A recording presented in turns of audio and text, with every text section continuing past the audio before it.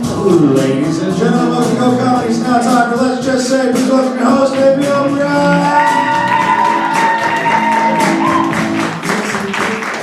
Hello, everyone. Welcome to Let's Just Say, Go Comedy Storytelling Night. Thank you so much for coming. How is everyone feeling? Good.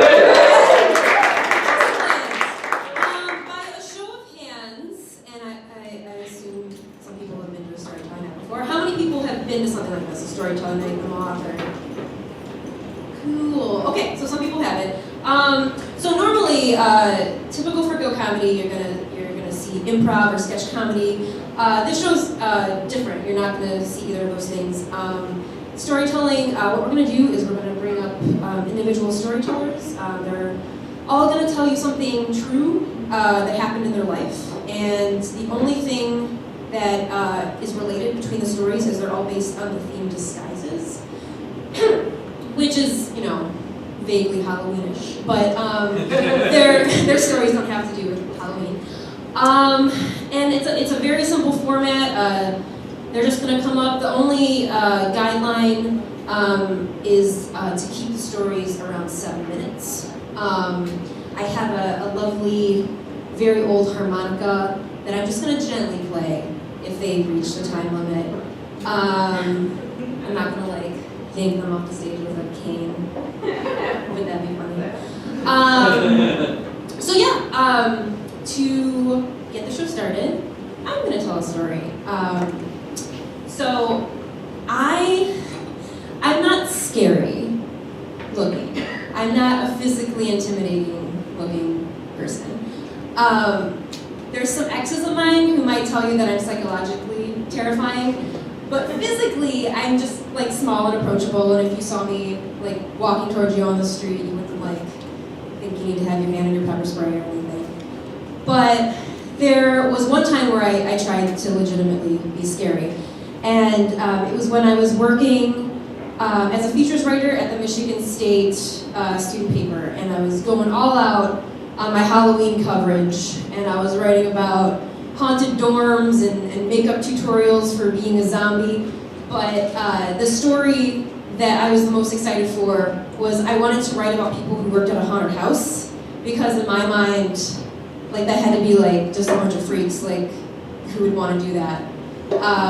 So I arranged a day for me to go to the Slaughterhouse and Haunted Corn Maze in Fowlerville, which still exists if anyone is in the area and wants to go.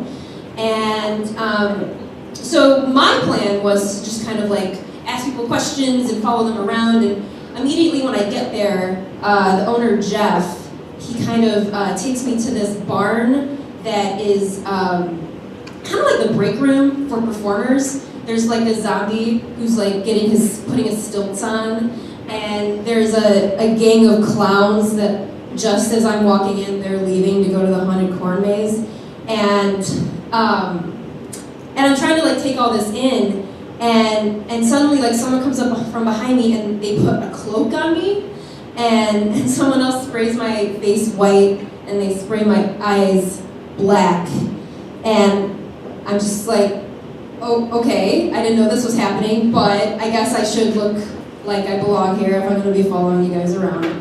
And so I'm talking to some people. I make some friends.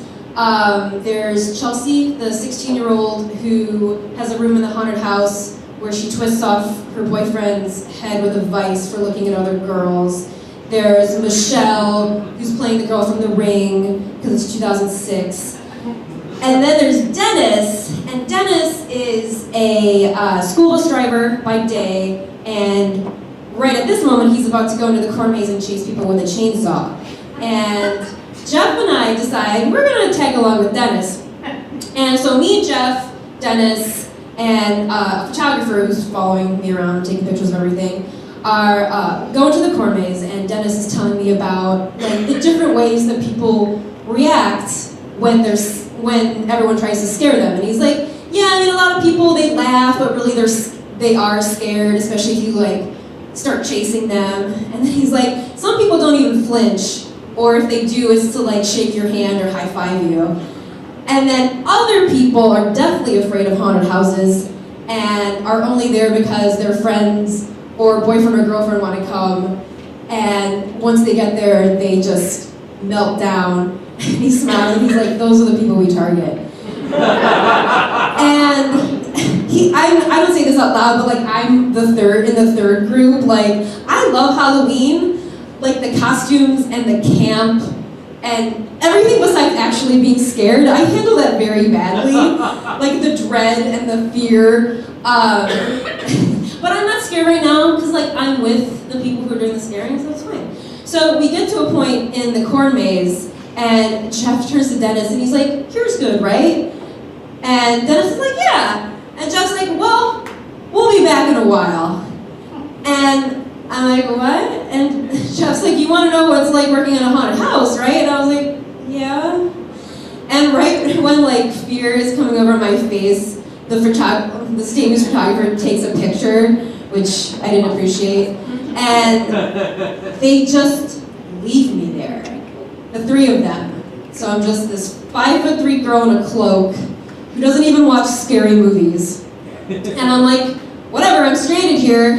Let's try to scare some people. And so I hide behind a corn stalk, and the first people who come up is a group of like boys that are like 13 or 14 years old. So they're like the exact same size as me. So this is gonna be good. And so I think that I wait till the right moment and I jump out in front of them and I just like viciously growl at them. And just like silence. And then one of the kids in like the most sarcastic voice is like, "That was really scary, you should definitely get paid." So, just like, and they saunter off like 14-year-old jerks do. And I'm just like, shit, I'm so out of my element. I'm like scanning my brain for like scary characters that I know of, but like I don't have a big backlog of that because I don't watch scary movies because they scare me. And so I legit remember the video for Dracula by Rob Zombie flashing through my head because like I remember that being kind of scary, and I was like, oh, I'm like that girl in that video. And so another group of people are walking up, and I'm just like, I got this. But this group of people, they're like laughing, having a great time, like no one's ever managed to scare them in their whole lives.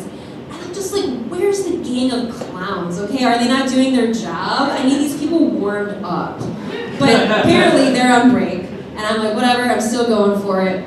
So I wait till they're right near me, I jump out, I just try to make some like ungodly creature noise, and this woman is like, what a cute little kid!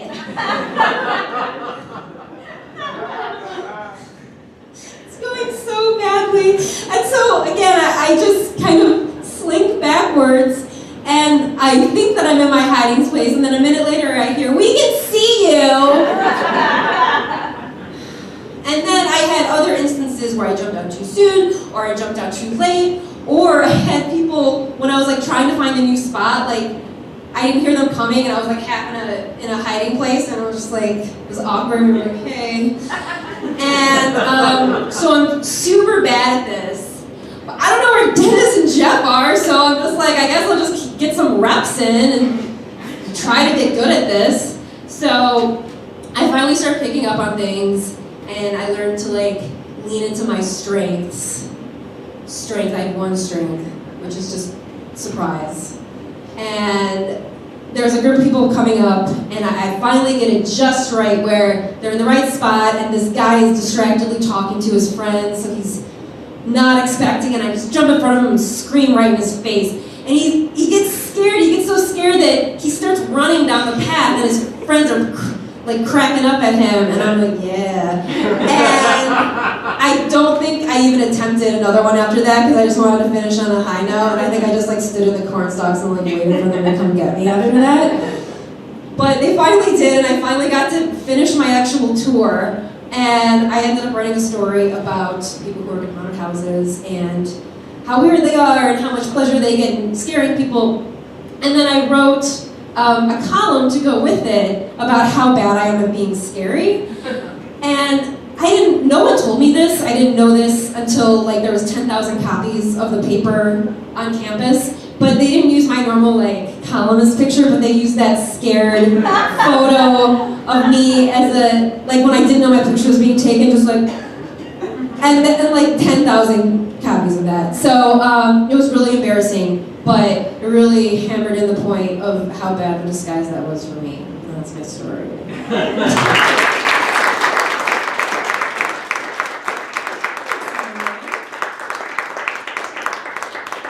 Okay, and now time for other people besides me to talk.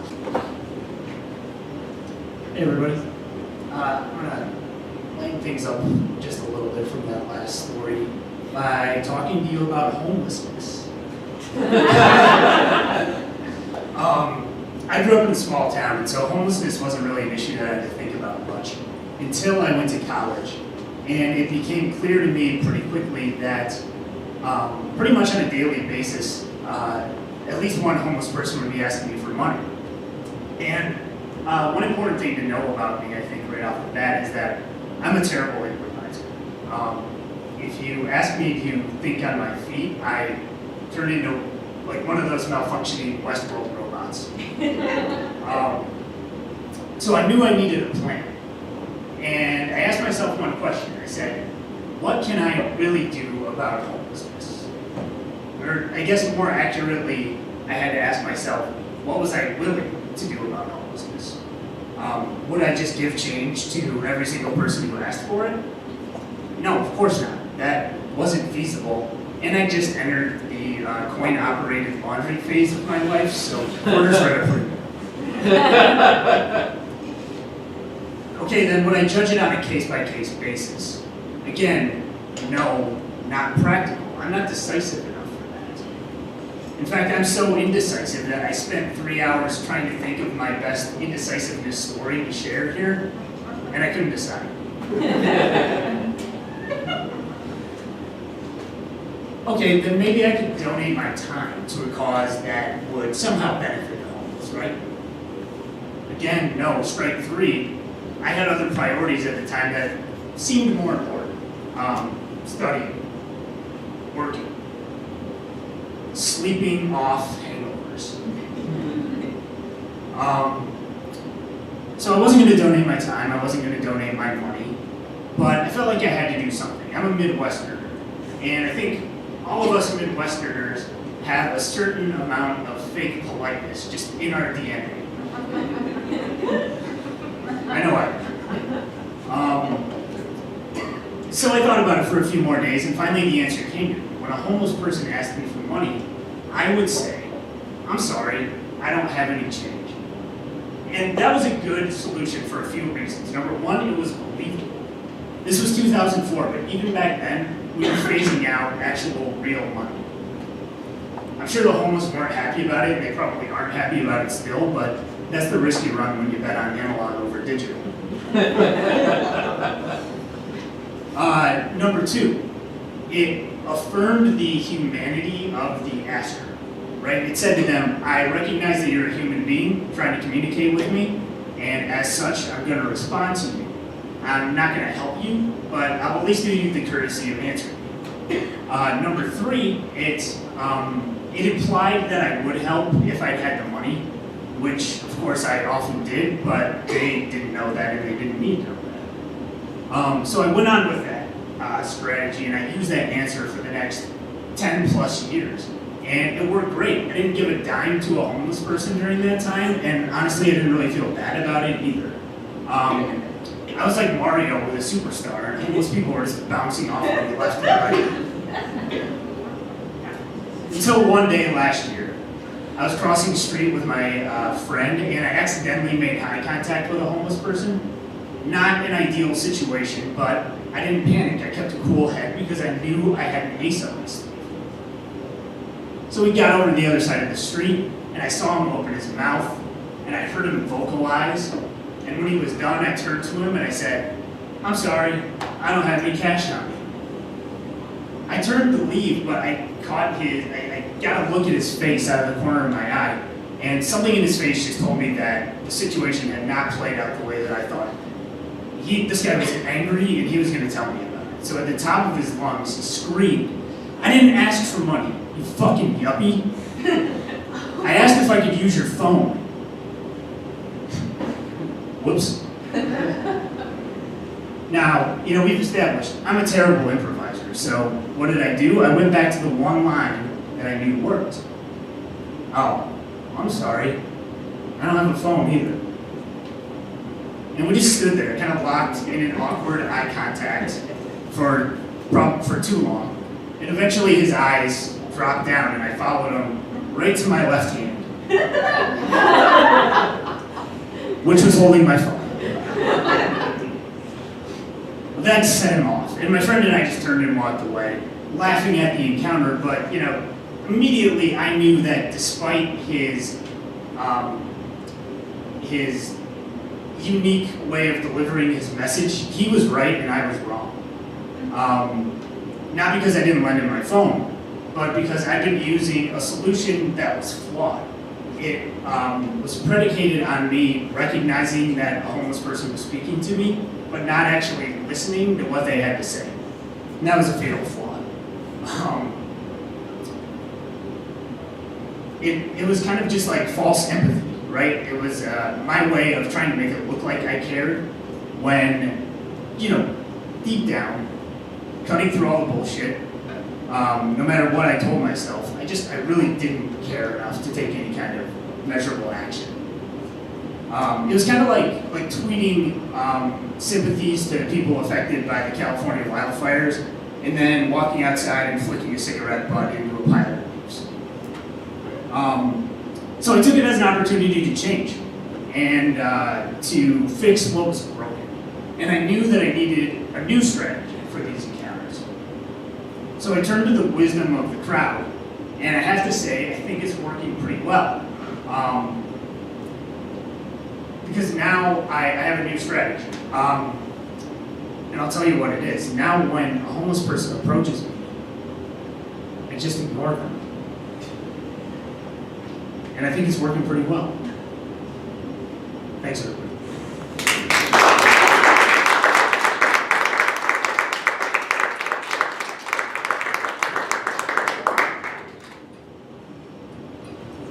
On that feel-good note,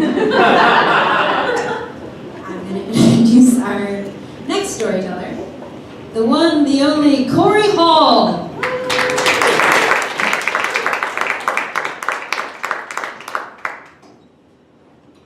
I'd like to start tonight with a question. And it's a question I want to ask all of you, and it's a very personal question, but don't be afraid to answer because we're amongst friends. And I want to know if now or at any point you have been down with the clowns.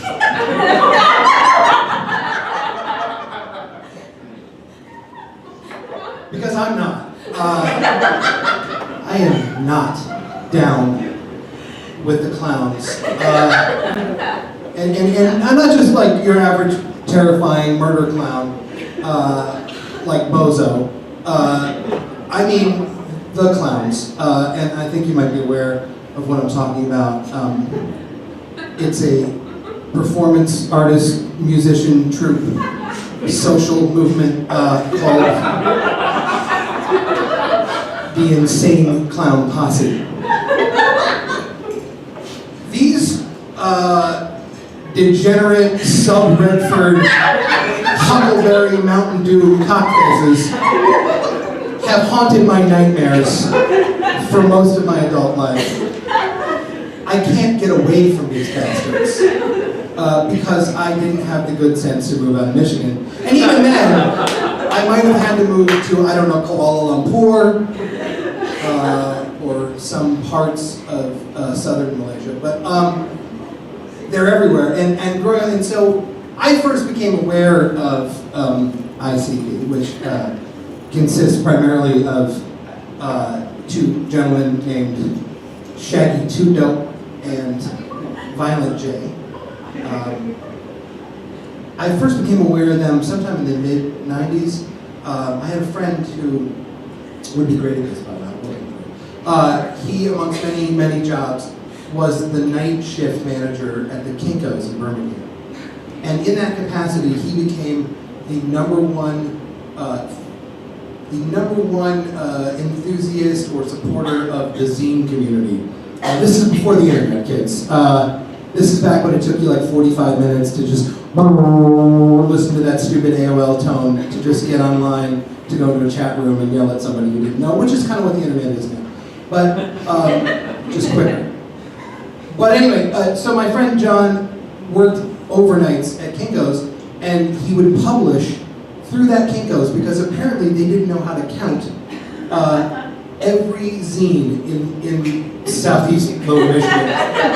And it became kind of known at the circuit of, coffee shops and Denny's and things, that if you had a zine, a punk rock zine that you wanted to put out, John would do it under the table and you'd slip him a couple bucks. And so anyway, he somehow became the publisher of ICP's comic book. And it became this big thing, and people were like, "Oh wow, have you heard about ICP, the Insane Clown Posse?" And I started going, "No. Do I look like a gentleman that enjoys posses?"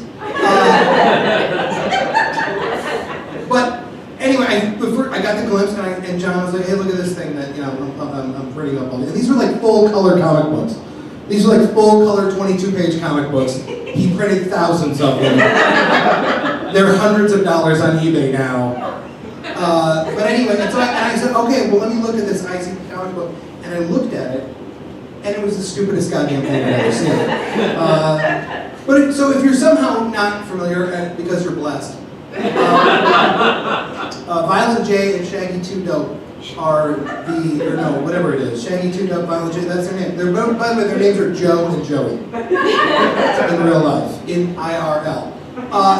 ICP are Joe and Joey. And so they are psychopathic murder clowns, but they're all about family. And they're like, their songs are all about like how they're gonna chop up body parts, but like no racism. And it's just like the weirdest like subcultural world of just, and so anyway, and so they hounded me for years, and then I got a job in working at a now deceased paper called Real Detroit Weekly. And we had about 4 ICP covers a year. And I never, ever wanted anything to do with them. I was like, I am a serious film critic. I will not be involved in these shenanigans. There will be no clowns of psychotic kind or any other. And then my friend, who was the editor, she went to one of the first gatherings of the Juggalos, which, I don't know if you're aware of this, but it's like a post-apocalyptic kind of Burning Man scenario, but worse.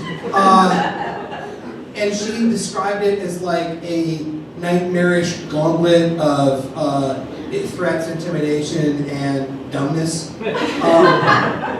And then I continued to try my damnedest to avoid ICP. And then a friend of mine who I was doing a podcast with, and this was like one of the early podcasts. We started out when nobody was doing it, not even your uncle or your grandmother or whoever else is doing it. Everybody's doing a podcast now. We were like, we read an article on like some tech blog and we're like, oh, let's do a podcast. Anyway, one day, a representative from the Insane Clown Posse came in and offered him a job at the Gathering of the Juggalos because the original Upchuck the Clown had quit. He's been doing that for 14 years now. I've seen the man stitch together his clown outfit. Seriously, he hired a seamstress to sew a hockey jersey with his name on it. Anyway, so I've been trying my damnedest to avoid this. Well, finally one day, I got an email from a woman named Andrea, who was the publicist for Insane Clown Posse. This is a woman who later on would be involved in a sexual harassment lawsuit against Psychopathic Records, which involved a subpoena of one Bob Kid Rock Ritchie over a glass dildo that was apparently gifted to him. But anyway, at the time, she invited me to a special advanced screening of their incredible follow-up film to their original hit, Big Money Hustlers, called Big Money Rustlers. Now this was different because it had an Old West theme. And so here was the thing, unlike, it wasn't in a movie theater, it wasn't in a screening room, it was at Violent J's house. So I looked inside my soul. And I said, okay. And so I finally got to see, up close and personal, the mask, the clown makeup removed. And so Violent J's house, by the way, is out in Farmington Hills, which is the most punk rock of places to be. You know what I'm saying, yo? That's down. And it's not like a cul-de-sac, you wouldn't know it was there. It's like back in the woods where murder clowns go. Thank you. And it was tastefully laid out, by the way. This place was tastefully laid out. It had floor-to-ceiling traditional Japanese ninja weapons in the living room. I'm not kidding. It was swords, it was katanas, it was throwing stars. He had a grappling hook because he didn't fuck around. All right. And they had, and then in the playroom, there was literally a 10-foot tall portrait of Joey, the other member of the St. Clown Posse, and his two boys who were about 5 and 7 in makeup. That faced the opposite wall in which a life-sized Hulk Hogan statue stood, tearing up. Because this house basically looked like a 14-year-old who won the lottery. So anyway, I watched the movie and it was horrible. And then we enjoyed what must have been $500 worth of Happy's Pizza. Which, if you've been to Happy's Pizza, that's a lot of pizza. I'm just saying, you were unhappy if you had that much Happy's Pizza. They bought everything. They bought the breadsticks, the ribs, the chicken, whatever they had on the menu. And anyway, to sum it up, Violent J and I had a heart-to-heart. And finally, after all these years of trying to avoid this idiot, I was standing in the living room surrounded by ninja weapons, and I saw an extraordinarily expensive plush leather vibrating chair. And I said, it didn't really fit the decor. And so this 360-pound man with a neck tattoo on what the chair we described as a neck was right in my face. And I said, what is this chair?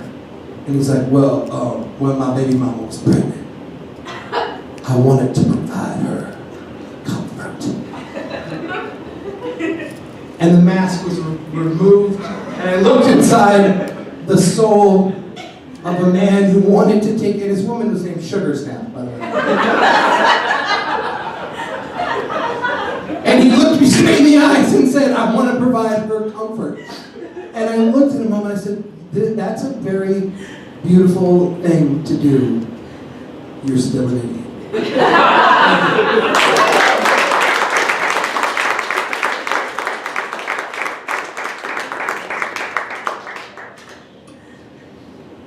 So the reason I know Corey is that the aforementioned Upchuck the Clown, I found out one day was my landlord. And it is a future, let's just say, story for everyone. So our next storyteller is Rebecca Golden.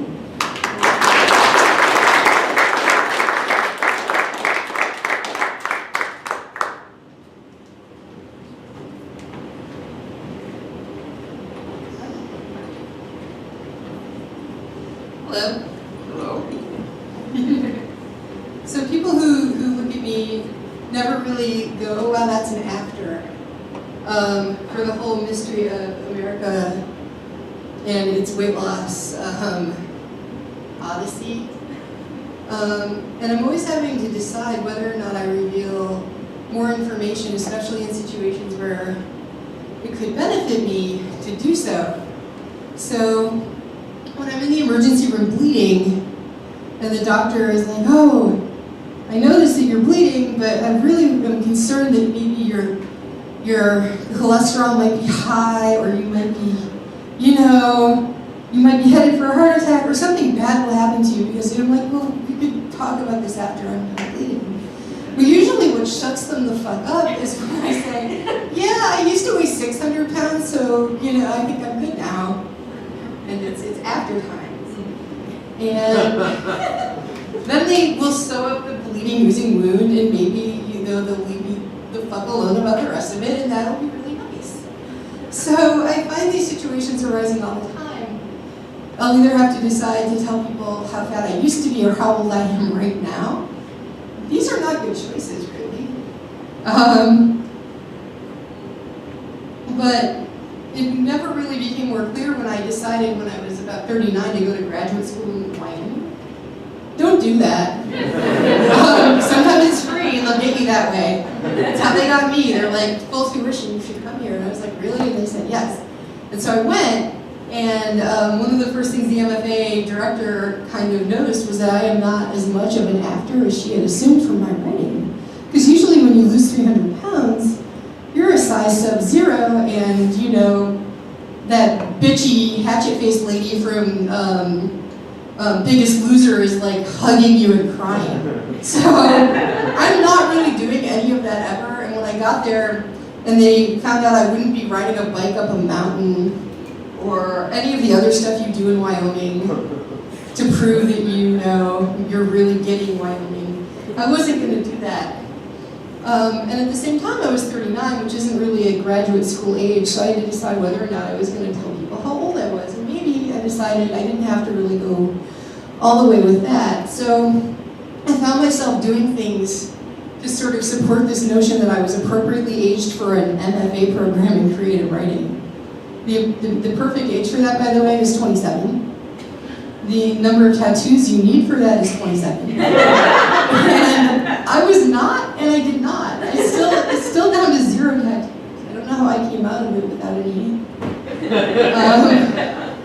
One thing that I did to prove that I belonged there, though, is went to a party in someone's basement, which is where parties are in grad school, and they were out of alcohol, so we started drinking extract.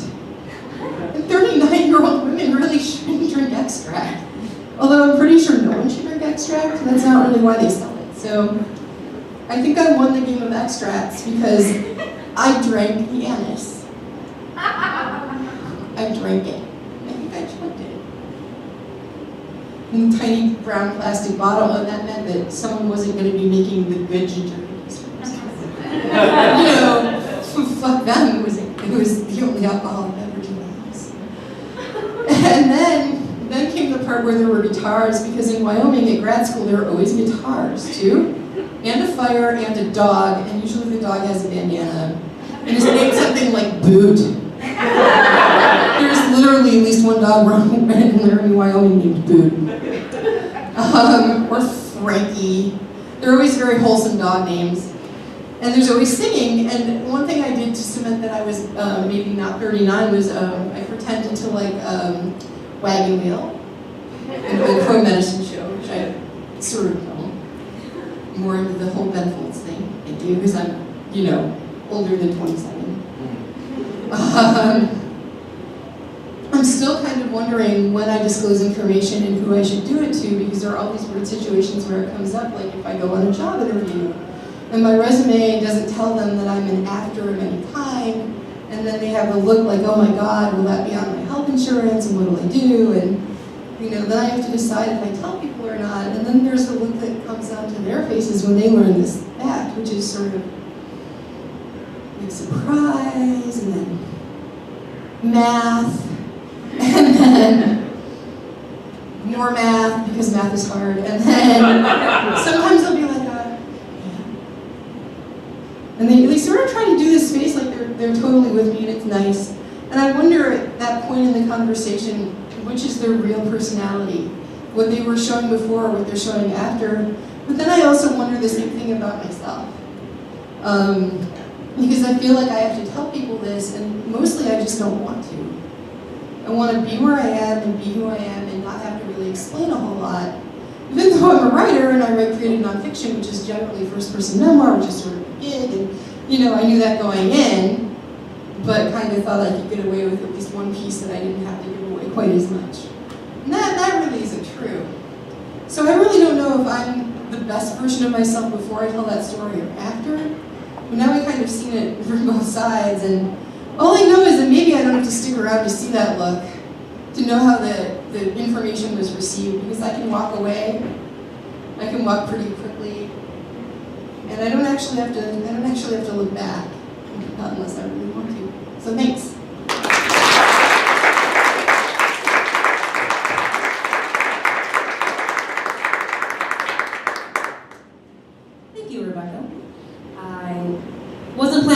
grad school in Wyoming, but I'm for sure not going to now. Still. Okay, next up is someone I know I'm going to have to adjust the microphone for. Sarah Zimmerman.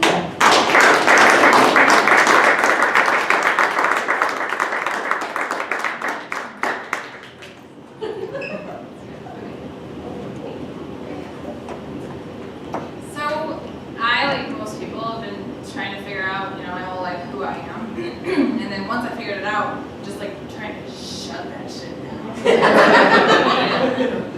Cover that up. Early in my life, I realized I was too tall. I was, I didn't fit the image of the girl that I thought I was supposed to be. I had broad shoulders, I was like strong and fast and tough and like all these cool things that you're supposed to be as a little boy. So, it kind of bothered me, and I would try to get smaller, and I tried to find ways to hide, and it doesn't work. When I was really little, I wanted to be a horse jockey. And by like 3rd grade, I weighed too much, it was too tall for that. So then I was like, okay, I'll be a gymnast. So then by 5th grade, I weighed too much, was too tall, and, didn't work out. So then I was like, I'm going to be a professional basketball player. Fantastic. But I wasn't good at basketball, so that didn't work out. So then, through life, you figure out other weirdnesses about yourself too, and you're certain you're the only one that feels that way inside. So you're trying to find people that, maybe can make you feel less alone and weird and strange and scared. So when I got into high school, I was like, oh, the goths. Those are my people. That's it. I mean, they seem so deep, and they're like talking about death and the misery of life, and that seems so fun, And I can really wear my inks to my eye makeup. And they seemed like they were really deep, and I thought they were like writing poetry under trees and stuff, and they were just smoking pot and watching, The Crow or everything. But in that group of goth people, I fell in love hard, my first time in love. And he was like goth unicorn, because he was half Irish and half Filipino, so he was super pale, like we were all trying to be, but also had naturally black hair. Didn't have to dye his eyebrows and his hair and be all red all the time and stuff. So yeah, it was kind of like a miracle. And he was tall and mysterious and really angry and really like, just treated everybody, especially me, awfully. It was just such a dick. It was like as a 16-year-old girl, you're like, yeah, I found the thing I wanted. I don't know why, but I wanted that. So we had this tumultuous, really dramatic up and down relationship that lasted forever, like 3 months. And we finally broke up, and it was, it was fine, like I moved on and everything, but it was the kind of thing where like, you kind of always know where they are in the building, and if you run into them, like your teeth start sweating, you get like really, and you always kind of, if you know they're going to be somewhere you're going to be, you accidentally, very much on purpose, look fantastic, So, as I got later in life, because the pro basketball thing wasn't working out so well, I got really into theater, and I started doing drama, and I was like, yes, I can do weird like that, that's perfect. So I auditioned for the senior play, which was Inherit the Wind, which is about like creationism and evolution in a public high school. It's also a play about men starring men. And in high school, when I was in high school, it was all girls. Like we had all, very rarely would you get a guy to show up, and it was a big deal. This crowd looks like maybe there are a lot more theater guys. So we did this play, and there's one female part in the whole play, and my little adorable friend got it, and I didn't hold it against her. I mean, she was petite, cute, shaved her legs, didn't dress like she was killing cats and stuff. So I was like, okay, I'll fine. So I'm really disappointed. I look at the list, and my name's on it. So I look over, and it says Old Man Elijah. So they cast me in this play that was going to go on in front of my entire school as the like 80-year-old hobo man. So I'm like, no, I'm not there. There's no way. I'm supposed to like I'm faking it. Everybody's totally convinced that I'm small and petite and feminine, right? So I talked to one of my good long-term friends, and she's like, you know, but it might be like funny. Just try it, just see, just you know. So I'm like, okay, all right. So I get the costume on. I'm kind of getting into it. Like, this is kind of ridiculous. Let me try it. So then, in the second rehearsal, in walks this ex-boyfriend of mine. And they had recruited him, because again, not enough men, never enough boys. They had recruited him to play the like mysterious gothic reverend for this play. So he gets to dress, right, in like a really sexy double, you know, like fitted black suit with a little white choker pastor thing and the slick black, you know, natural black hair. And I am literally wearing a bald cap with a beard wig and blacked out teeth and overalls with like a belly stuffed in and bare feet, you know? And so it's really hard when you run into this guy that you're so used to trying to impress to be like, hey, when you dress like that. So I almost quit again. This is mortifying. There's no way I can't be this thing and be this other thing. I can't pull this off. But at that point, I had already kind of gotten into the character. I kind of liked him. I thought he was really funny and cool, and I was getting a lot of really good feedback. And so through the course of it, I decided, you know, fuck it. Like the joke is more important, and the character is more important, and like these are things that matter more about me, that I can, you know, like find this quirky, you know, something in somebody, and I can, you know, make people amused and laugh and interested. That was more important to me than trying to be small or cute for this bozo. So in the end, it was really positive for me. And now, you know, I'm a pro basketball playing Broadway star.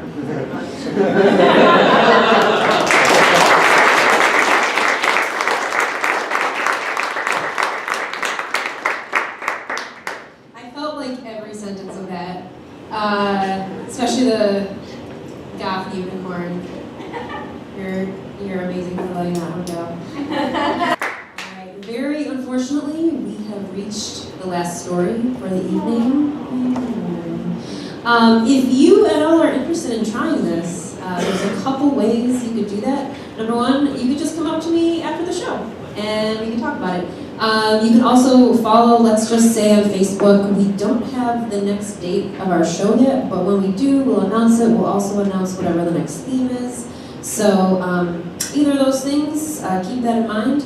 And now for our last storyteller, Catherine Gancior. Is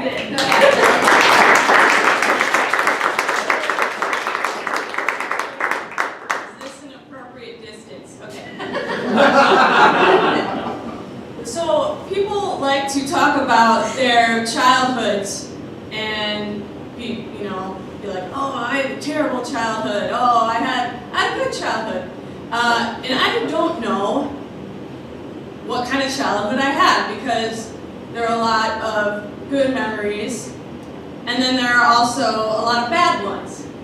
And oddly enough, it seems like these bad ones started once I had to start going to school in kindergarten, and I had to encounter other people besides my parents.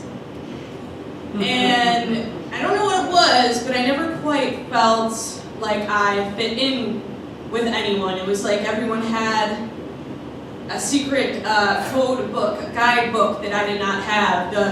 All the girls knew like hand claps and they knew how to braid hair, and I was like, how do you know how to do that? And then I didn't get along with the boys because the boys were scary and girls. So, and I did make friends. I was never popular, but I had friend groups.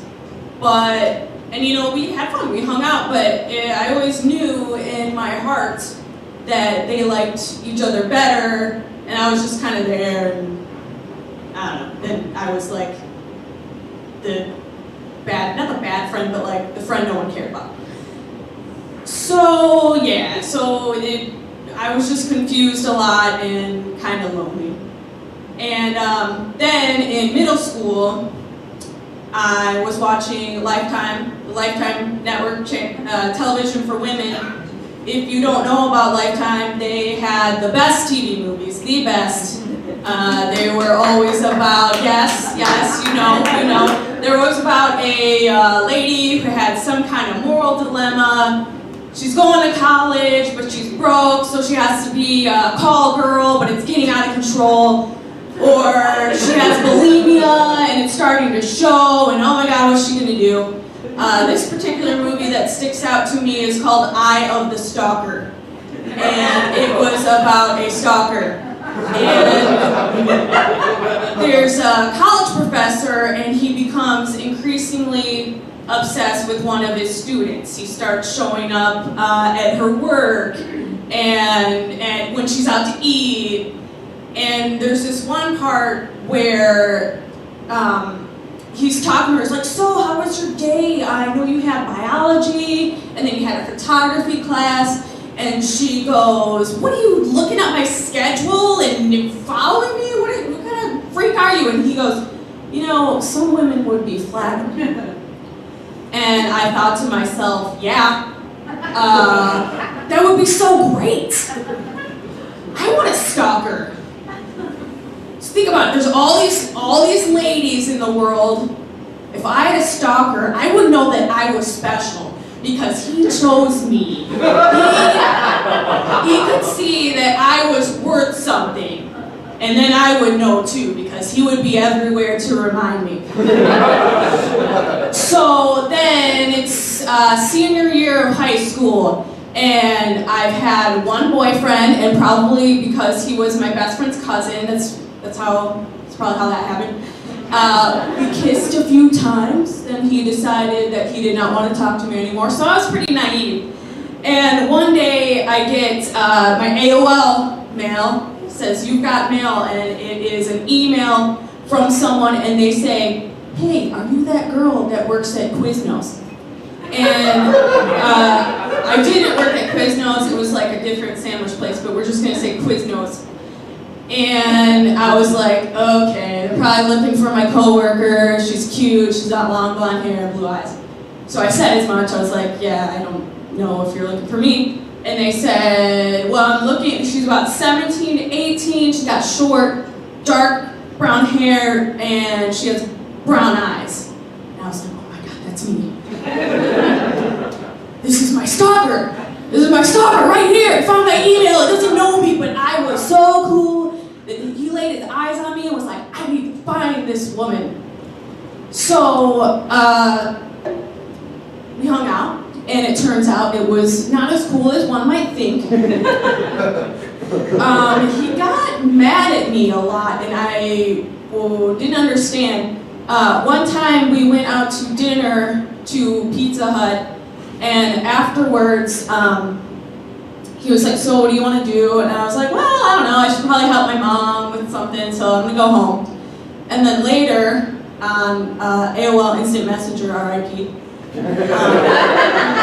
he messaged me, and it was like, so what was up with that? You just go home? I would have loved for you to have said, hey, let's go to your apartment and we'll watch a movie, but you didn't say that.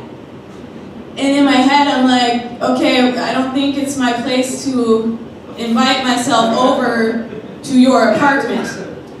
But I didn't say that out loud.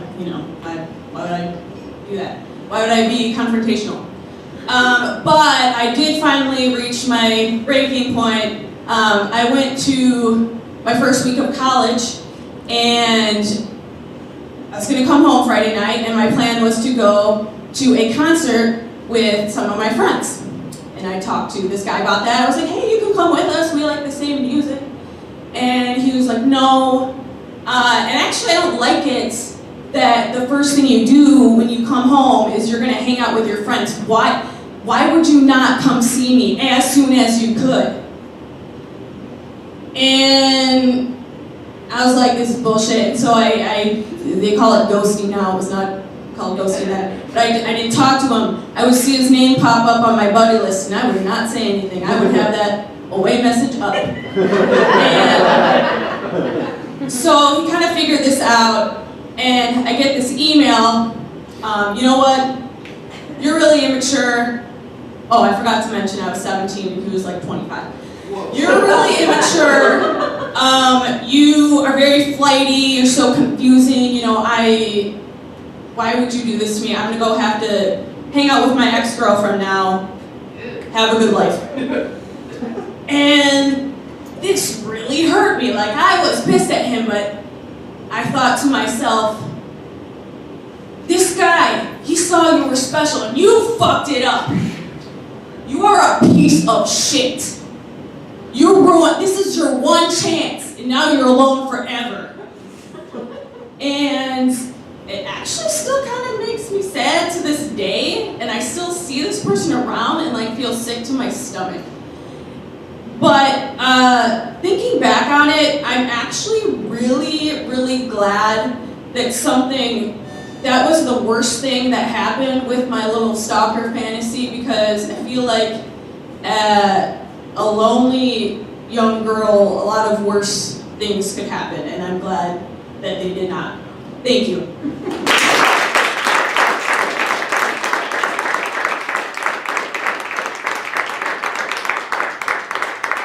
Thanks again for everyone for coming. Again, if you want to follow us and hear about upcoming shows and what the next theme is going to be, like us on Facebook, let's just say. There's an improv show at 10 p.m. tonight. Sauce, our open improv jam. If you want to watch improv, if you want to try improv, it's a good show to kind of try it out for the first time. It's a really safe environment. So check that out. Otherwise, thank you so much for coming and have a good night.